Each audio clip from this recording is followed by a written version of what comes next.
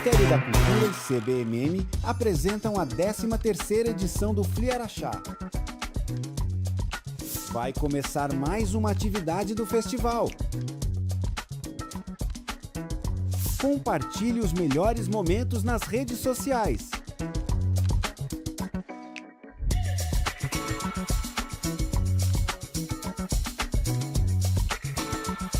O vídeo a seguir possui recursos de legenda e libras. Apresenta cenas dinâmicas que registram diversas manifestações culturais de todas as regiões do Brasil, ambientado tanto nas ruas, nos palcos, como em grandes eventos e produções ou ambientes intimistas. O vídeo é plural, com agentes culturais de todas as idades, etnias, roupas e figurinos coloridos próprios de cada expressão cultural.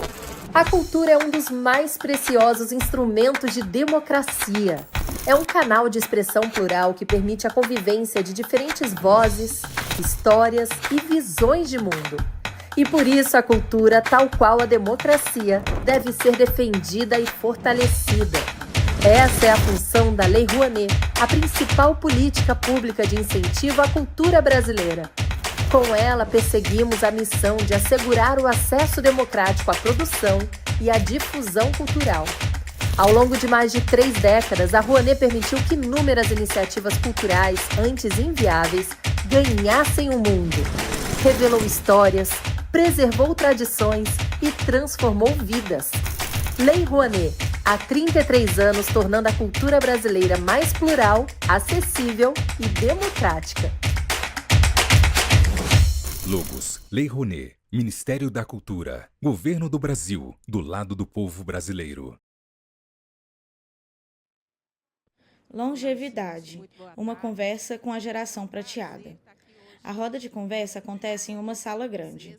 Ao fundo foi montado o palco. No chão foi disposto um tablado elevado de tom cinza e azul. O fundo é composto por um grande banner em tons de vermelho e amarelo. No canto esquerdo, lê-se: Ministério da Cultura e CBMM apresentam 13º Fliaraxá. Centralizado está um quadro branco com as logomarcas das marcas patrocinadoras do evento. E no canto direito foi posicionada na parede uma televisão que passa ao vivo a roda de conversa em questão. Centralizada em cima do tablado, foram dispostas 3 cadeiras intercaladas por 2 mesinhas que carregam garrafas de água. De frente ao palco, foram dispostas inúmeras cadeiras destinadas à plateia. Da esquerda para a direita, a primeira pessoa sentada é Eduardo Lucas Andrade, um homem branco de cabelos curtos com um mullet de tom castanho. Possui barba de mesmo tom. Ele traja camiseta de botões de mangas compridas azul escuro e calça caque. Usa óculos redondos de aro fino preto e leva no pescoço o crachá dos participantes do evento. A segunda pessoa sentada é Mirtes Miriam, uma mulher negra de cabelos muito cacheados de tom escuro que lhe estão presos no alto da cabeça. Ela traja camisa de mangas 3/4 bege, estampada em tons de marrom e preto, e calça cinza. Leva no pescoço o crachá dos participantes do evento. A terceira e última pessoa sentada é Clarissa Rocha, uma mulher branca de cabelos lisos e loiros, cujo comprimento lhe passa um pouco os ombros. Ela traja regata branca e calça preta. Leva no pescoço o crachá dos participantes do evento. Ao final da roda de conversa, a plateia é convidada a interagir. Os que falam recebem um microfone. E quero continuar escrevendo por muitos e muitos anos. Obrigada, Clarissa. E agora o Eduardo. Seja bem-vindo. Obrigado, boa tarde. Meu nome é Eduardo, sou um homem branco, 1,80 m, corte de cabelo estilo meio argentino, meio de tons de chororó, uma calça meio palha, camisa social azul, sapato preto e um relógio simples preto também. Bom, sou membro da Academia Bom Despachense de Letras e da Academia Inclusiva de Autores Brasilienses. Sou psicanalista e também sou psicólogo, então eu vou falar muito dessa relação dos afetos e das palavras, muito voltado sobre a questão da terapêutica e também disso que nos toca bem na questão da saúde mental, das dificuldades e conflitos, etc. Ok. Então, vou começar agora. Os alunos chegaram, né? Vamos começar, então, no viés educacional, que eu penso que é muito interessante, mesmo falando da geração prateada. Então, a geração prateada ela já passou por todas as fases, né, da vida. Então, ela tem aí uma riqueza de emoções, de sentimentos, né, de viés mesmo. Então, eu quero começar com você, Eduardo. Como é para você falar sobre esses temas, a saúde mental, desde essa tenridade, que nem os alunos que estão aqui agora, até a geração prateada, porque a cada dia a longevidade, os anos aumentam, né? Então, esse viés lá do jovem até a geração prateada. Bom, eu acho que tem um ponto fundamental que a gente habituou-se a olhar o tempo no relógio e achar que o tempo é essa medida que a gente faz cronológica, né? Ah, tantas horas, você tem a fatia de um dia, 24 horas, você tem a fatia de um ano e tal. Isso é organização social, para a gente poder encontrar as pessoas, marcar horário, ver a outra pessoa. Mas o tempo da existência é um tempo que ele é de cada um. Tanto é que, para muitas pessoas, 1 hora aqui hoje na nossa fala pode demorar uma eternidade. Mas, para muitas pessoas, pode falar que passou voando, porque o tempo ele faz esse movimento. E aí, a psicanálise trabalha que a gente é atemporal. O que significa? Que, por mais que a gente tenha a idade numérica que tenha, a gente sempre vai ter resquício daquela criança que a gente foi. Então, tem um psicanalista húngaro, que chama Sándor Ferenczi, que ele fala isso: raspem o adulto que vocês encontrarão a criança. E eu acho que um grande ponto que eu posso, talvez, contribuir, a partir da clínica, do que eu escuto, desde as crianças, atravessando qualquer tipo de idade, a geração prateada, os adultos maduros, né? Porque isso tem mudado muito a forma que a gente se porta no tempo que a gente habita, né, como esse lugar. Assim, hoje não é idoso, igual a gente tinha a caricatura antigamente, daquele que aposentou do desejo de viver. Hoje a gente tem justamente um lugar onde tem uma criancice querendo brincar de vida. E essa criancice querendo brincar de vida é das coisas mais belas no desejo humano. E eu acho que essa a gente não pode perder, independente da idade que a gente tenha. Muito bom. Então, Clarissa, agora para você, né? Você, como educadora física, como uma pessoa que eu conheço aí de perto há alguns anos, eu sei que você trabalha aí com essa mudança de hábito, com essa educação para bons hábitos na vida. Como é que você vê, dentro do seu viés de educadora física, de escritora, de empresária, esse percorrer as idades, né? Desde a tenridade até a idade prateada? É o que o Eduardo falou, né? A criança que habita na gente. Então, como hoje eu sou uma idosa, tenho 62 anos, a gente não pode deixar morrer isso dentro da gente. Essa vontade de viver, essa busca, e não morre mesmo, não. Mas é um trabalho, eu falo que é uma construção. Eu sempre faço analogia com a atividade física, porque eu sou educadora física. Então, é como fazer um exercício físico. Se você para, você enferruja, você fica, né? Então, você não pode parar de desejar, de querer, de escrever e de viver feliz. E não é porque envelheceu, que está com ruga, que, para a maioria, né, da população, assim, para a nossa cultura, o envelhecimento é feio. Vê beleza na velhice. E tem muita beleza. Eu falo isso porque eu acho que eu sempre fui uma jovem. Quando adolescente, eu queria ficar velha. Eu sempre admirei minhas tias, meus avós, adorava conversar. Então, eu conquistei os 60 anos, eu falo que foi uma conquista. Eu gosto muito de estar vivendo hoje do jeito que eu estou vivendo com a minha idade. Eu faço tudo para não deixar morrer essa criança, esse desejo de realizar e de fazer coisas novas, mesmo tendo 60, 62. Eu acho que só vai melhorar, porque não pode parar. A gente tem que alimentar isso dentro da gente, todo dia, né? E, realmente, alimentar essas questões de estar sempre bonita, de estar gostando de viver, de estar pronto para a vida, né? Antes, viajando essa noite, eu assisti alguns vídeos da Estelinha no Instagram, que eu amo ela, né? Então, assim, ela é uma avó que anda sempre de batom. Né? Ela está lá na UTI e ela está passando batom. O filho fala, vão mandar a gente embora aqui da UTI. Ela falou assim, eu tenho que ficar bonita. Não é porque eu estou aqui que eu vou ficar feia. Né? Então, assim, e aqui, né, vou perguntar para os alunos aqui, quem tem vó bonita aqui? Nossa, tem muita avó bonita, olha que legal. Obrigada. Vocês sabem que a avó de vocês namora? Namora? A avó de vocês namora ou não? Com vovô, uai. Né? Não senta lá no sofá, não pega na mão e não namora para assistir televisão, não? Com certeza eles namoram. E eu quero aproveitar, Eduardo, e falar dessa ligação, porque, às vezes, a geração prateada, ao lidar, às vezes, com a juventude, hoje as avós, eu falo porque eu sou avó, a gente fica muito com os nossos netos, porque a gente precisa auxiliar os filhos, né?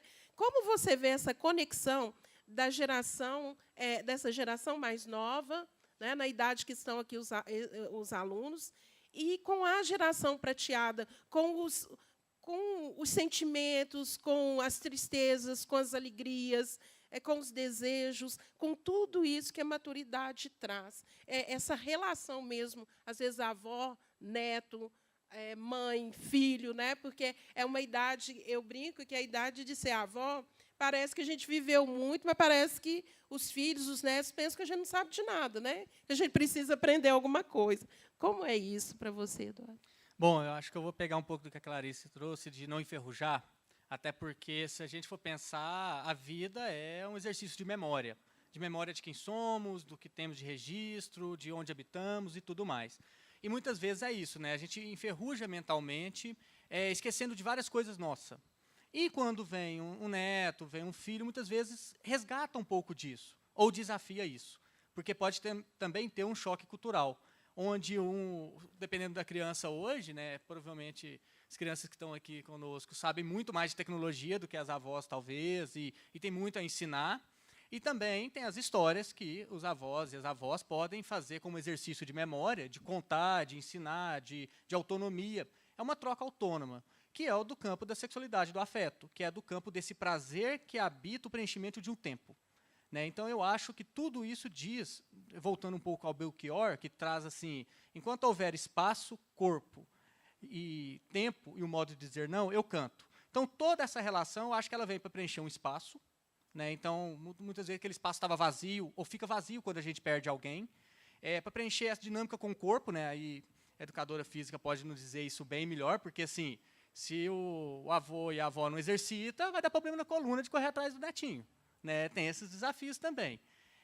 E de preencher esse tempo também, né? Que vai ficando um tempo que você sai do trabalho muitas vezes, então você não está naquele tempo. Então, se você não está trabalhando, então você tem o tempo do mundo todo para cuidar de alguém. E não é bem isso. Porque você também tem seus quereres, você também tem seus prazeres, você também tem seus compromissos, que, mesmo que não esteja na agenda capitalista, está na agenda da vida.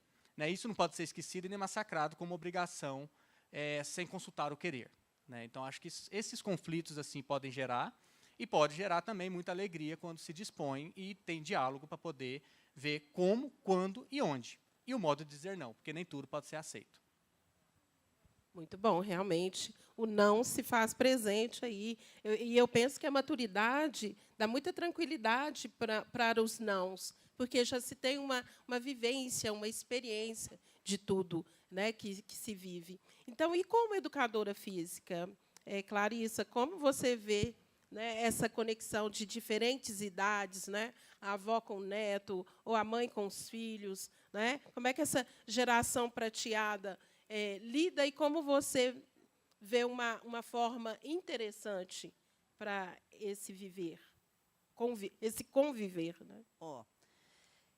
Eu tenho uma academia que eu atendo crianças a partir de 6 meses. Então, eu vejo diariamente os avós levando as crianças. E é muito legal essa conexão, Eduardo. Assim, eu sou uma pessoa que, depois que eu tive os meus netos, dá uma força. Eu comecei a me cuidar mais para poder correr atrás.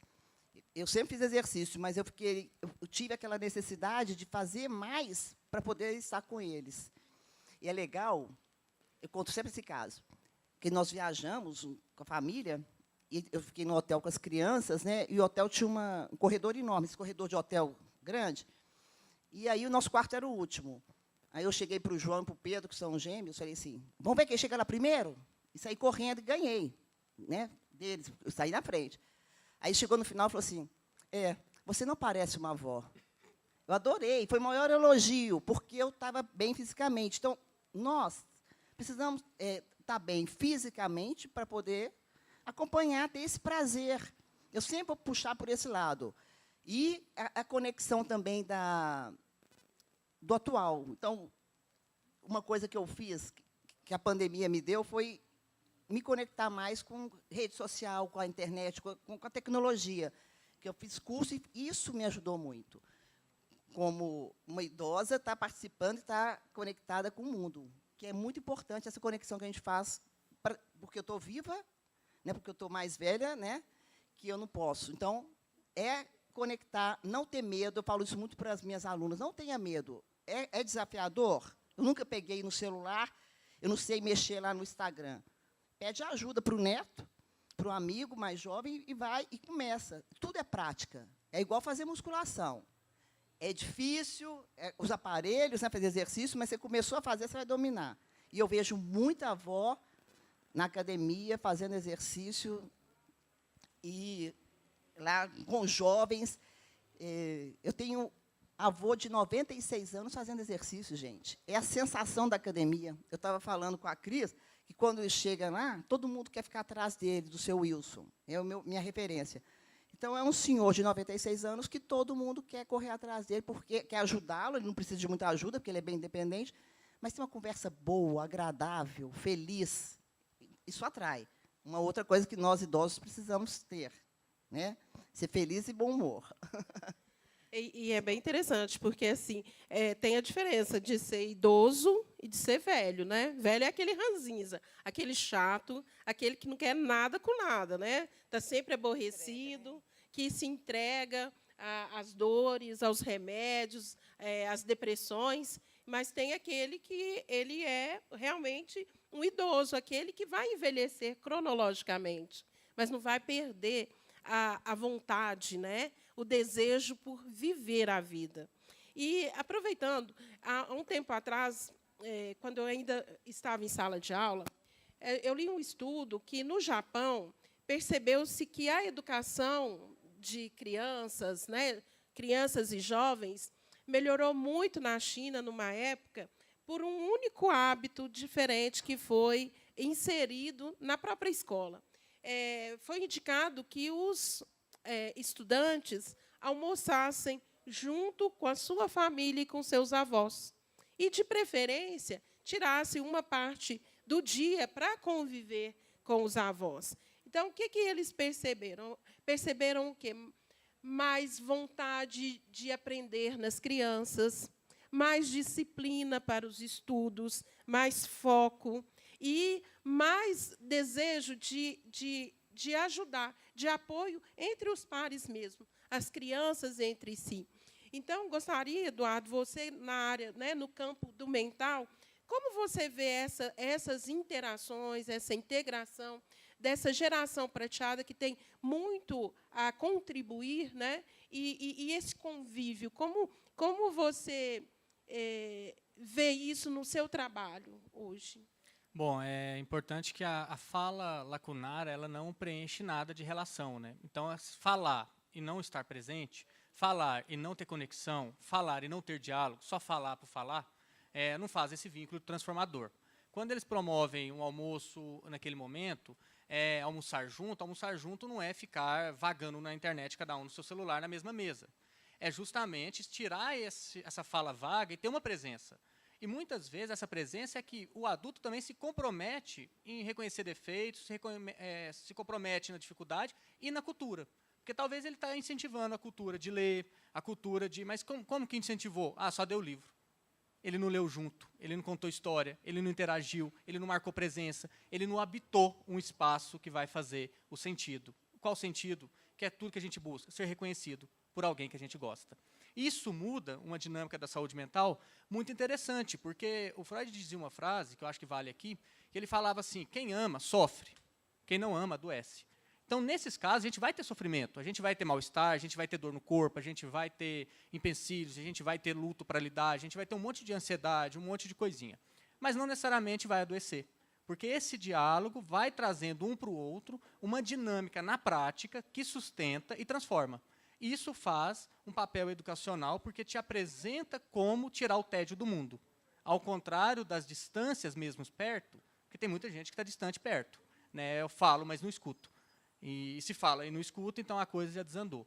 E aí a coisa vai se perdendo para o adoecimento, que é esse vazio da nossa sociedade. Um vazio que te vende o tempo inteiro, uma tela que te captura por um prazer sequencial, que não para, e você se perde. Então, essa quebra ela é importante, só que ela dá trabalho.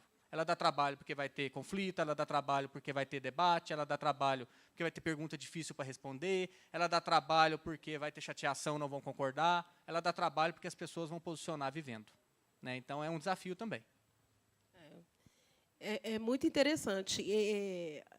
Nessa geração, né, Clarissa, que precisa-se de conexão, né, Eduardo? Não adianta conversar mesmo, falar por falar, não contar história, não criar vínculos, né? Porque é preciso criar vínculos. Na atividade física, Clarissa, o que eu percebo? Pelo menos da realidade que a gente tem aí no dia a dia, que a maioria das pessoas mais velhas, elas têm um pouquinho de receio de praticar atividade física, como tem receio também de usar as tecnologias. Meu pai, com 82 anos, morria de medo do celular. Sabe? Ele fez de tudo para não aprender a usar o celular. Então, tem o idoso que, às vezes, vai para a academia e tem medo dos aparelhos. Né? Como é que você tem trabalhado isso para colocar a atividade física mais próxima dessa pessoa idosa para que ela possa se cuidar? Olha, a pandemia nos mostrou a necessidade de fazer exercício. Foi quando muita gente se viu na terceira idade, que nem sabia que estava na terceira idade, porque era o público mais vulnerável para adoecer. Então, depois, nós estamos vivendo um momento que eu falo que na academia, não só no meu espaço, em todos, está tendo uma invasão de idosos. Porque nós estamos vivendo mais, né? Então, aí, as estatísticas mostram que nós vamos viver mais. Mas como que a gente quer viver? Né? Não adianta você viver 90, 100 anos. Eu tenho uma tia que vai fazer 100 anos esse mês. Mas ela está super bem. Ela tem um problema no joelho, mas não tem mobilidade, mas a cabeça está ótima, vai fazer festão, nós vamos. Então, como que a gente vai viver? Como que você quer viver? Você quer viver perto dos seus netos, né? Tudo. Então, tem que ter essa vontade. E eu vejo que os idosos estão nessa procura. E é muito legal, porque a interação, eu vejo isso com bons olhos, porque eu gosto de trabalhar com esse público, e os professores, as pessoas querem trabalhar com esse público e querem ajudar. Então, está tendo uma conexão muito grande lá dentro. É interessante de ver, é gratificante ver o senhor de 96 com os meninos de 18 anos, o respeito. Eu vejo isso com muito respeito dentro do meu espaço ali, sabe? Tem esse respeito, admiração, porque eles olham e falam assim, como assim? Tem 96 anos e está aqui fazendo exercício, melhor do que eu? Então, isso é muito legal de você ver. E as pessoas estão procurando, porque elas querem viver mais e viver bem. E é um aluno que não falta, né? É um aluno Ele que é não assíduo. falta. Eu tenho vários.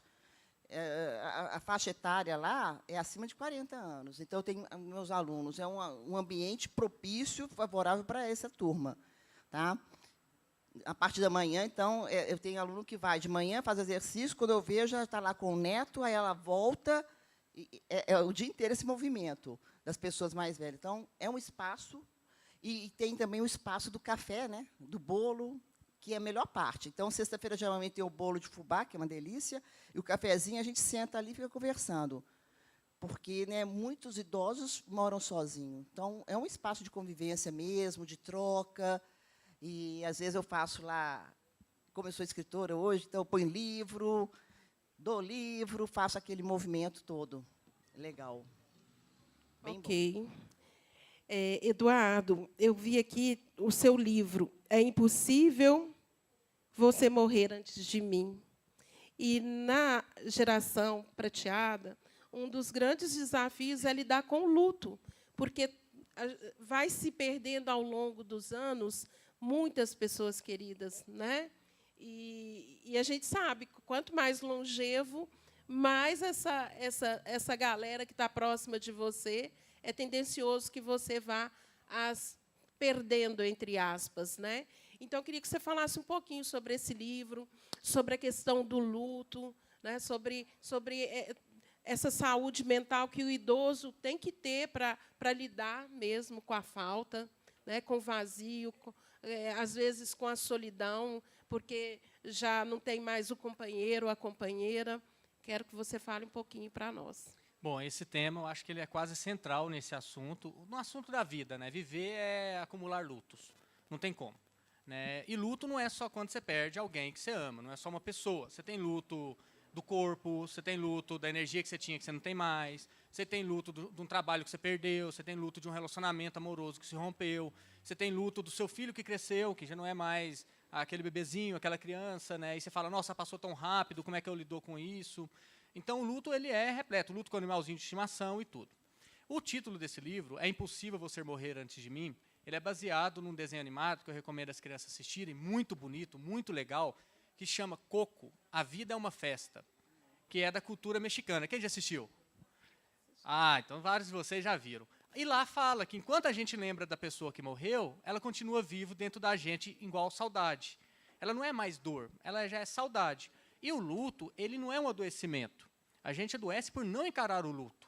O luto ele é um trabalho difícil de ser lidado, mas que promove ou tenta promover a transformação da dor na dignidade da saudade. Por que a dignidade da saudade, que é o conceito que eu uso?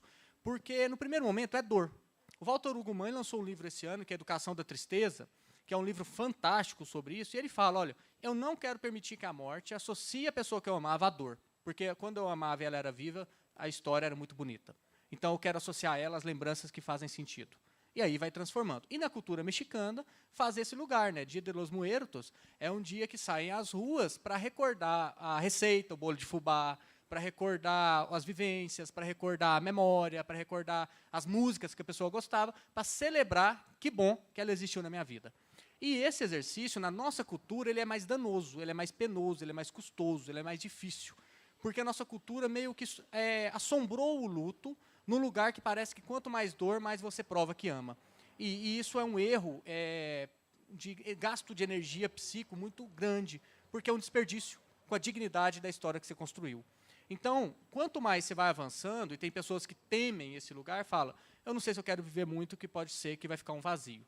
Na verdade, a gente tem que ir reatualizando sentidos, a partir das perdas que vão deixando coisas também. Porque nem todo aquele que foi, tudo se perdeu. Fica muita coisa com a gente. Você lembra de ensinamento, você lembra de história, você lembra de uma coisa, de lugares. Você vai tendo... Tem um livro que chama Um Brinde aos Mortos, que a autor, a Vivian, fala que os mortos fazem dos que ficam criadores de narrativas da vida. Que aí a gente tem que criar. Né? Enquanto a avó, você pode contar para o seu netinho das pessoas que perdeu e que talvez ela nem conheceu. Tem pessoa que não conheceu o pai, tem pessoa que não conheceu a mãe porque faleceu. Você pode contar aquela história, porque vai conhecer de algum lugar.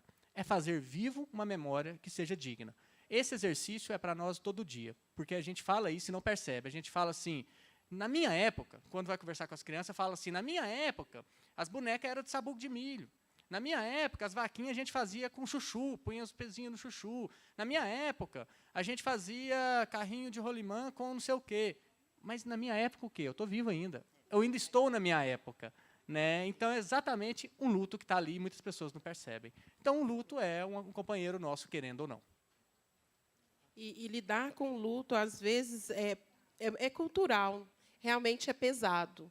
Eu conheço idosos que, porque perderam seus companheiros, deixaram de viver. E isso é muito triste, né? Porque ainda tem muita vida. Isso é muito comum, ainda mais casais que a sociabilidade é menos. Aí eles são um para o outro o tempo todo. E esse um para o outro o tempo todo, quando o outro não está, é um com vazio. Um com vazio sem ter para onde chorar, sem ter aonde expressar, sem ter aonde falar, sem ter aonde escrever. Quem dera todo mundo conseguisse colocar no papel, rabiscando, desenhando, colorindo ou escrevendo sobre o luto, ou ter alguém para contar a história. Só que ninguém está ali para ouvir, porque parece pesado, já que a nossa cultura coloca que o luto é pesado. Esse é o único livro que eu tenho que tem um diferencial no retorno dos leitores. Eu tenho vários livros, muito técnicos, alguns infantis, e aí esse livro em si, quem lê, me narra um testemunho do luto dele sem eu pedir. Então, foi várias mensagens que eu recebi. Olha, esse livro foi muito importante, meu marido morreu na lua de mel na França, enquanto a gente estava lá. Nossa, esse luto foi muito importante, meu pai morreu enquanto eu estava no avião para os Estados Unidos, ele morreu no Brasil. Nossa, esse livro... Eu fiquei sabendo de várias histórias de luto. Por quê? Porque o testemunho sobre o luto vai testemunhar eu querer saber mais daquele que se foi. E muitas pessoas, quando perde a única que tinha para contar a história, não tem história para contar nem a si mesmo. Perde a sua identidade, de alguma forma, né? E por isso que na clínica psicanalítica, quando a gente vai trabalhar a questão do luto, o tempo, muitas vezes, é o sujeito falando e repetindo, e contando e repetindo, e chorando e expressando e repetindo, até ver se elabora, até ver se transforma, até ver se a dor ganha um outro patamar. Mas aí é sequência, repetição, e o luto é do tempo de cada um. Não dá para a gente querer apressá-lo. Tem pessoas que tentam medicá-lo, o que é um dano muito terrível, que é não deixar que a pessoa despida daquele que realmente fez sentido. Realmente, é um tema que a gente poderia debruçar sobre ele aqui por muito tempo, porque mexe mesmo com todo mundo, em qualquer fase da vida. Eu creio que a Clarice deve ter muita história que ela escuta enquanto eles estão exercitando. Aposto sobre isso. Sim. Eu tenho a fala, né, do seu Wilson. Eu sempre cito ele em todo lugar. Que ele chegou... é curioso, né? Você chega perto de uma pessoa de 96 anos e pergunta como é envelhecer dessa maneira. Feliz, tranquilo. Você olha o semblante da pessoa tranquila. Ele falou assim, olha, eu sou idoso, eu não sou um velho. Velho é aquele que reclama, só fala de remédio e não quer viver. Eu perdi minha esposa, que eu sou apaixonado por ela. Ela foi embora, eu fiquei 1 ano. Eu curti o meu luto, sofri muito. Depois eu vi que eu tinha que viver. E hoje eu vou 2 vezes por semana no asilo, não é? Para o forró. Para o forró. Eu tenho uma companheira. Eu falei, uma namorada? Não, uma companheira de dança. Então, ainda, né, preservou aquela coisa, né, do respeito lá com a esposa, mas ele vai dançar 2 vezes por semana, vai para a academia, trabalhou até 90 e poucos anos, e trabalhando, ativo. Então, é isso, sabe? Essas histórias, a gente precisa... Como eu te falei, eu fiz psicanálise por 15 anos para aprender a envelhecer. Era o meu maior tema da psicanálise. Eu vou ficar velha, como eu vou ficar? Porque eu dava aula para as senhoras, para as minhas alunas, eu falava assim, eu quero ficar velha, mas eu quero ficar igual fulana. Eu quero ficar igual fulana. Então, tem essa coisa. Então, isso me deixava muito... Eu era nova, né? Falava, meu Deus, como que vai ser a minha velhice? E isso, o enfrentamento do luto, como o da velhice... É um luto a velhice, né? Porque eu não sou mais jovem, então... Esse enfrentamento, essa busca é muito boa. Porque a minha família, as mulheres, têm muito preconceito. Assim, a gente tem essa coisa. Isso é cultural, tá? Eu estou lendo o livro da Mari Del Priore, A História da Velhice no Brasil. Gente, você vai lendo o livro, os velhos, antigamente, no século XIX, o asilo, instituição, foi criada porque os velhos eram mandados para a rua. As famílias não queriam, era um estorvo, pessoa mais velha. Então, criou-se o asilo, porque eles iam para a rua e estava cheio de velho, junto com o mendigo, né? Então, criou o asilo para acolher os velhos. Olha como que mudou, graças a Deus. Então, o velho não tinha utilidade. E tinha a questão da aposentadoria, né? Que aposentava lá com 60 anos, imagina, com 50 e poucos anos aposentava, né? Aí aposentava, o que ia fazer? Vai lá para o quarto, vai para o aposento e fica quieto lá. Então, já não serve para nada. Isso mina com a energia, com a vida de uma pessoa. Então, isso é cultural. Então, a gente tem que trabalhar muito, muito em cima disso para poder reverter essa situação, né? Sim. E você começou falando, ele tem alegria, né? E certamente ele tem também as tristezas. Tem. Eu acho o interessante da nossa cultura é que a nossa cultura confunde, por exemplo, saúde com sintoma. Então, se tem sintoma, está doente. Se não tem sintoma, está saudável. Aí não quero nem fazer exame clínico para não descobrir que está doente. Então, saúde não é ausência de sintoma, é sobriedade de cuidado, que é o que ele tem. Sim. Ele tem sobriedade de cuidado. Ao ter sobriedade de cuidado, ele coloca como regra e não como exceção a felicidade, a alegria, o poder estar consigo, mesmo que não seja aquela felicidade falsa do Facebook, onde está todo mundo sorrindo e super bem produzido. Sim. mas é aquela de poder, junto da tristeza, compartilhar um espaço da vida. Eu acho que isso que é interessante também na nossa cultura, que eles tentam combater, né? Então, quando vem esses lutos sendo narrados, vem essas dificuldades sendo faladas, vem a doença que marca um lugar, tudo mais, a gente tenta tamponar, tenta esconder, tenta tirar de perto. E não, isso anda lado a lado. Só que a gente tem que fazer um esforço maior, muitas vezes, de levar a nossa doença para passear, de levar a nossa limitação para passear. Né? E isso eu fui descobrindo, por exemplo, quando eu descobri a diabetes. Né? Eu descobri a diabetes foi um luto também, foi um choque, porque a vida que eu tinha antes não era mais a mesma. Entretanto, quando eu descobri que sobriedade de cuidado, mesmo com sintomas, eu sou mais saudável do que antes, eu levo ela para passear, com os cuidados no bolso. Ele faz isso. Né? Então, assim, isso tudo vai configurando uma nova forma de viver. E outra nova forma também, que eu acho que é importante, não daria para a gente passar sem, que é a necessidade de políticas públicas para esse pessoal, para todo o pessoal, na verdade, né, mas também, já que é o nosso tema, para a geração prateada, porque muitos que eu pesquisei falam da geração prateada que tem a prata. Quem tem a prata não está produzindo, mas está fazendo o sistema rolar, está fazendo o capitalismo funcionar, está gastando dinheiro, está enriquecendo os outros, está super bem atendido, tem muita função, tem muito valor. E quem não tem a prata? Vai para onde? Quando você tem os exercícios físicos, por políticas públicas, você tem o forró por política pública, você tem um monte de... Aí você dá uma dignidade de habitar o tempo e o espaço, que o valor de troca é o valor humano, não é o valor da moeda. Isso faz muita diferença. Né? Isso muda muito a dignidade também da gente poder levantar da cama e ter para onde ir. Muito importante isso, porque políticas públicas para a pessoa idosa é algo que, na nossa cultura aqui, é gritante necessário. Né? E a gente tem debatido sobre isso, porque, realmente, quem tem a prata tem o cuidado, quem não tem, fica descuidado, fica descoberto. Né? Então, gente, nesse momento aqui, o debate vai acalorando, mas eu quero abrir para alguém para fazer alguma pergunta. Tem aqui o César Campos, que eu sei que é fã número 1 do Eduardo. Ele falou assim, fala isso para mim, Mirtz. Então é recíproco, além de um grande amigo. Então, se alguém, né, os estudantes quiserem fazer uma pergunta, levante a mão que o microfone vai aí. Bom, primeiro prazer estar aqui entre vocês. Eduardo, eu acho que esse seu livro que a Mirtz citou, para mim é um grande exemplo. Eu aprendi a lidar um pouco melhor com a morte, com ele. É impossível você morrer antes de mim. Mas eu queria fazer uma provocação. Essa é uma geração que está vivendo mais. Como ela vai lidar em relação à morte dela? Como ela vai ver a morte? Porque quando você se vive mais, quando há uma maior expectativa de vida, parece que a relação da morte entre a minha morte e real, né, não as outras mortes que a gente debateu, ela parece que também vai se distanciando um pouco, e esse é um caminho que todo mundo vai ter que passar. Eu queria que você me falasse um pouquinho sobre isso. O quando é impossível morrer antes de mim mesmo?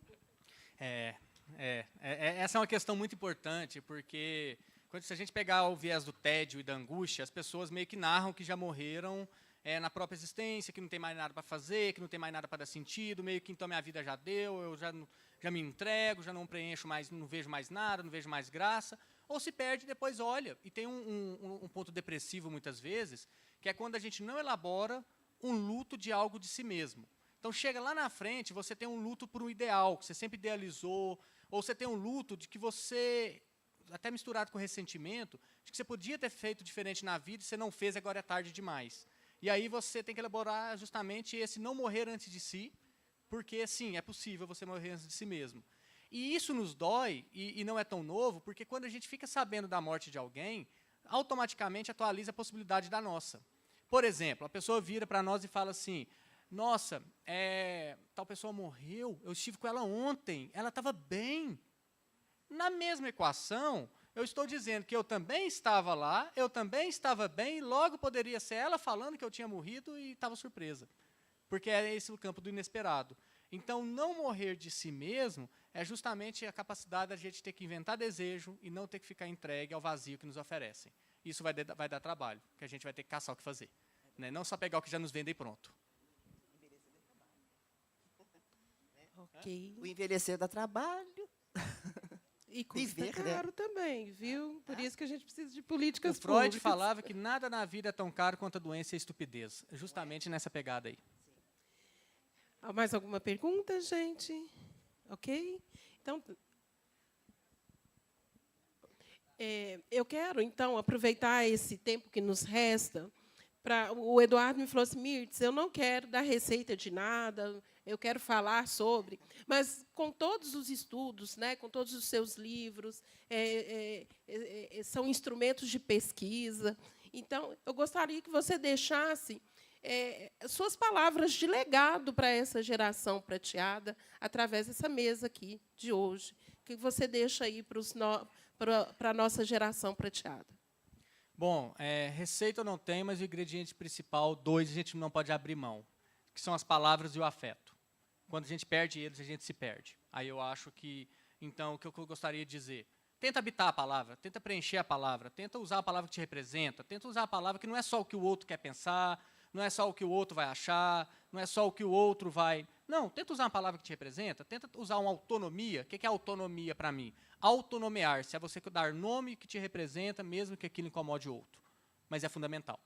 Claro, dentro do campo do respeito, porque também não é para ninguém invadir o espaço de ninguém, mas é para você também não ceder do seu para não ser invadido do outro. Porque acontece muito, a gente cede do nosso sentimento e não expressa e não fala, a gente cede da nossa fala e acaba também evitando sentir. Então, se a gente quiser renovar um jeito de ser, a gente não pode abrir mão de uma palavra habitada que me represente e muito menos de um sentimento que eu possa expressá-lo. Se ele é tabu no lugar, tabu logo também sou. Obrigada. Clarissa? Legado aí para a geração prateada. Meu legado é movimento. Se movimentem em todo o aspecto, tanto mental quanto físico. O físico, eu falo que fisicamente você está bem para poder usufruir da vida, né, de tudo, de estar aqui, de estar sentado. E, fisiologicamente, quando você faz exercício físico, sua mente já, a sua cognição, tudo melhora. Então, está tudo ligado. Então, se movimente de todas as maneiras. E, quando eu fazia análise, eu falava assim, todo mundo precisa fazer análise, porque é um instrumento maravilhoso de autoconhecimento. É para quem tem a prata, né? Assim, é caro hoje, mas no SUS eu acho que oferece. Não oferece? Isso é importante. Porque em Araxá a gente tem muito acesso ao SUS. Então, e provavelmente, para complementar rapidão, provavelmente em Araxá também tem clínica escola das faculdades, onde você paga um valor simbólico para poder ser bem atendido e poder levar justamente esse lugar de um movimento psico. Eu acho que essa do movimento é muito importante mesmo, assim, justamente porque saber o que fazer todo mundo sabe, o difícil é movimentar. Todo mundo sabe, pega um nutricionista, todo mundo sabe o que tem que comer, mas quer ver, pegar e fazer. Todo mundo sabe que tem que exercitar, quero ver, pegar e exercitar. Todo mundo sabe, então passar a receita de bolo ninguém vai ler. É por isso que envelhecer é desafiador, dá trabalho. E muitas pessoas mais velhas não querem ter trabalho. Tem aquela cultura do aposento, agora eu vou aposentar, vou ficar quieta, não mexe comigo. Aí você morre. Então, tem que movimentar, tem que entrar para os grupos. Nossa, tem tanta coisa que Araxá, né? Tem muita coisa tem muita boa. coisa boa. E tem muito acesso. Eu falo muito isso. A gente tem acesso a um psicólogo, que é fácil procurar. Procurar que tem. Tem condição de ter atendimento bom sem custo alto. Então, o autoconhecimento, para mim, é tudo. Porque aí você vai... E essa de dar trabalho, eu costumo pegar justamente da educação física, para você fica muito nítido, né? Dá trabalho. Mas você tem 2 tipos de trabalho, que dele você não foge. Dá cansaço? Você tem 2 tipos de cansaço, mas dele você não foge. Qual que são os tipos? Um trabalho que me representa e um trabalho que não me representa, que eu vou ter que lidar com a doença, eu tenho que lidar com as dores. Uma dor que me representa, porque eu lembro que eu fiz algo por mim, que eu lembro que eu estou me cuidando e que tem sentido, e uma dor que vai vir porque eu não cuidei de mim e é uma dor sem esperança. Então, a gente tem um trabalho com esperança, e a gente tem um trabalho sem esperança. A gente tem uma dor com esperança, a gente tem uma dor sem esperança. A gente tem, então, justamente, uma escolha entre um jeito mais digno de viver. Eu falo sempre isso, né? Eu vivo com dor, mas a minha dor é de fazer exercício, porque eu estou ficando, né, cada dia, eu me desafio a pôr mais peso, aquela coisa. Aí eu falo, escolha suas dores. Você quer ter uma artrose, uma artrite, ou você quer ter dor porque você exercitou, porque você se movimentou? São escolhas, né? E escolhas fazem parte da vida em qualquer momento da vida. Então, não esperem chegar, né, à geração prateada para fazer boas escolhas, viu, galera? Já comecem a fazer boas escolhas desde já. E eu quero deixar também para a geração prateada, uma geração que é muito fiel àquilo que se propõe a fazer, às suas escolhas, mas que seja também fiel à sua felicidade, às coisas que dão prazer, né? Ao respeito a si próprio, que aí a gente ganha o respeito do outro, né? As conexões. Então, se permitam ser felizes, né? E viver realmente antes de morrer. Então, obrigada, Eduardo, pela sua presença, Clarissa também aqui na mesa, e todos vocês que, com certeza, brilhantaram esse momento e curtiram com a gente aí. E é uma honra, foi uma honra para a gente ter vocês todos conosco. Muito obrigada. Obrigada.